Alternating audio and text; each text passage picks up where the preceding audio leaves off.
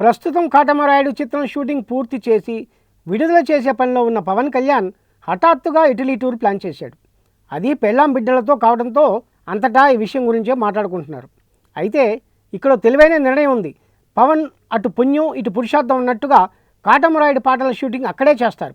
అలాగే family vacation అక్కడే finish చేస్తారు. అయితే మార్చి 14 నాటికి మాత్రం పవన్ హైదరాబాద్ వచ్చేస్తారు. ఆ రోజున పవన్ తన పార్టీ జనసేన 3వ వార్షికోత్సవ వేడుకల్లో పాల్గొనాల్సి ఉంటుంది.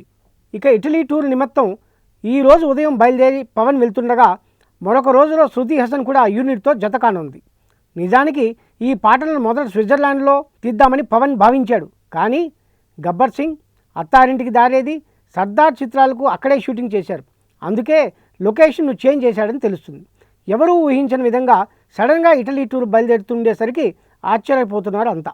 ఇది ఇలా ఉంటే పవన్ కళ్యాణ్ మాజీ భార్య రేణు దేశాయ్ మహిళా దినోత్సవం రానున్న సందర్భంగా ఒక స్పెషల్ ఇంటర్వ్యూ ఇచ్చింది. ఈ ఇంటర్వ్యూలో చాలా ప్రశ్నలకు స్పీడ్గా ఆన్సర్ చేయగా వాటిలో ఎక్కువ శాతం పవన్కి చెందినవే అయి ఉన్నవే కావడం విశేషం.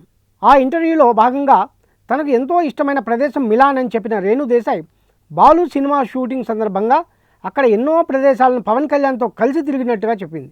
అలాగే తాను ఎంతో త్వరగా నిర్ణయాలు తీసుకుంటానని, తన జీవితంలో పెళ్లి చేసుకోవడం అతి తొందరపాటు నిర్ణయంగా చెప్పింది రేణు దేశాయ్.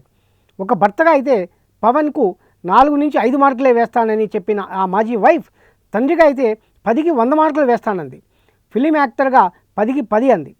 పొలిటీషియన్ గాను 10కి 10 మార్కులు వేస్తానంది. కొడుకు అకీరాతో పవన్ సినిమాల్లో ఏదో ఒకదాన్ని రీమేక్ చేయాల్సి వస్తే ఖుషీ మూవీని ఎంచుకుంటానని చెప్పింది రేణు.